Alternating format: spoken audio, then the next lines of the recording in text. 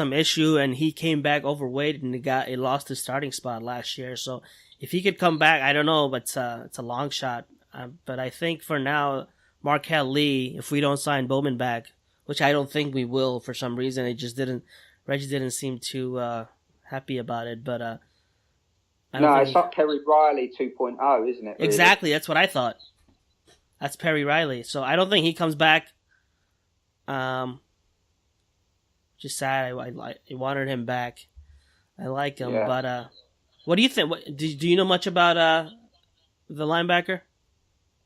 I know a little bit. I know that he obviously had some off-field problems, but when he was actually playing, he was fairly productive when he was playing. I was looking at his 40 times, so 4.72 40. So it's not too bad. His bench press was 19. His vertical jump was 32.5, so not terrible. Broad jump was 115. Free cone was 7.2. I think he'll be a developmental guy under the new staff. We'll see what happens with him. Yeah. I mean, I had him slated as an inside linebacker, actually. So I mean, he's got the tangibles, to be honest with you. You look at I was looking at his height and stuff. He's 6'2" and 240 pounds right now. So he's got the tangibles to be good. It just depends on his attitude and, but there's a few of these guys on here who have had issues, but, they're coming into a good place with veterans who won't let them fall out of place, Yeah. That's the difference. All right, last I want to go over before we end this cornerback position. I think we didn't have any depth. I think we're good for depth now because we picked up Daryl Worley as well. He's a little troubled, but if he can get his act together, he would be pretty solid. And I don't think we're going to see Antonio Hamilton coming back. So usually teams carry 5 cornerbacks, 4 safeties, right? Around that. Garyon Conley, Rashawn Melvin as starters. Then Nick Nelson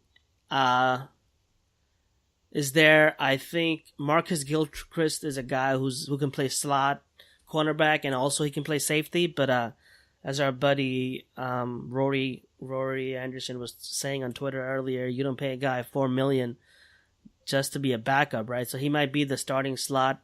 Nelson be one of the outside guys as a backup or slot. He can play both. So it's probably going to be Garyon Conley, Rashawn Melvin, Nick Nelson, Daryl Worley, and the last spot is going to be between Sharice Wright and Dexter McDonald. So that should be fun. I like Dexter. So hopefully Dexter gets it. I like Worley, actually. He's only 23 as well. Yeah, I like him. He'll make young. the team. I think he makes the team. I think Dexter makes the team, and Antonio Hamilton and Sharice Wright are the ones that don't. Yeah, do you know the good thing about Nick Nelson is as well? I swear I read a stat that he had one of the most productive seasons where with pat downs. Yeah, he had one of the best pass breakdowns, but 0 interception, which is weird. He didn't have any, but he was around the ball a lot. Yeah, they said on the interview that he's very good in pass breakups, but now we need to teach him how to catch. Yeah. So besides that, man, hopefully we can pick up a linebacker that's good in coverage. There's a guy, I don't know, in college, PFF had him as the best pass blocking linebacker. He's from South Carolina. Not pass blocking, playing defense. Pass defense, best linebacker in pass defense. I forget his name, but I don't think he's been picked up yet. I can't think of his name either. But we brought in Jason Kabinda from Penn State, who's a nice little pickup. Do you know much about him? Yeah, not too much, but I know a little about him. I know that he was a rotational player in Penn State, and it's like all of the prospects really. It just really depends on how they grow as a person and as a player. But I was a little surprised he didn't go like late sixth or seventh round because that's where he was generally kind of slated.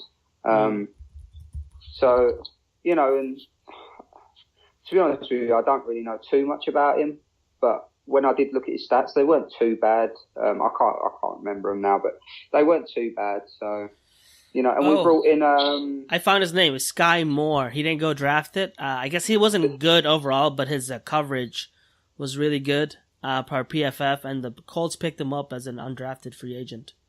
Yeah, that's a good pickup for them. I watched a little tape on Sky Moore. Oh, you did? Yeah, I liked him quite a bit actually, but I could see why teams did pass on him just because of some of the other traits that he's got aren't really kind of where you would want a linebacker, if that makes any sense. Hey, Hercules didn't get drafted either. Hercules Mataafa. That's one of the most surprising things, really. I thought he would have gone fifth or sixth round because he didn't have a position.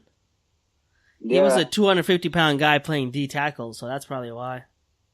Yeah, I mean, it is what it is. In the end of the day, as I said before, it doesn't matter if you're an undrafted free agent or you get drafted. As long as you get your foot in the door, that's all that matters. And I think he'll be all right. I can see him more as a defensive end, really, though. We'll see. Anyway, we'll overall, what would you grade the draft, man? What do you think? Up until the Arden Key pick, I probably would have graded it a C, because I wasn't very, very kind of impressed with it. But as soon as the Arden Key pick come in, and then Nick Nelson, then Maurice Hurst, and then the other ones I thought were fairly solid, I'd probably give them a B, maybe.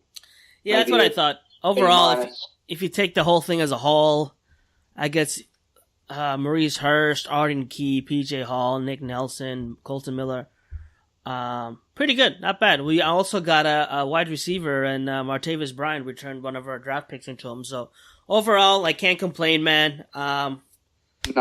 So I think what turned it really into a solid B was when the Switzer trade happened. Yeah.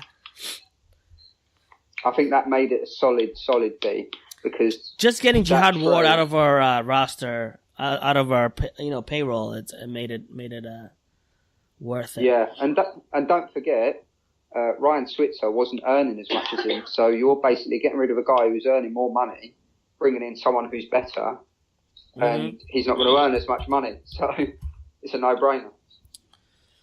All right, what we got going on, man? The next couple of weeks, we'll have some guests on. I don't know what. We've got Obi coming on soon, I think. He said he'd come on after the draft. We're going to have a lot of cool stuff. Don't worry about it, Raider Nation. We'll get some cool stuff, cool people on. We're trying to have Mama Lynch that she'll come on, right? Also. Yeah, at some point. So we'll have some Raiders people. We have the ex-Raiders executive coming on. Amy Trask. Yeah. So that should be fun. We'll try to have some other people. And let's look forward to it, man. Let's look forward to the training camp and off season. So it's some downtime until then, but we'll keep you entertained. We'll get some cool people on. So that's it for us, right?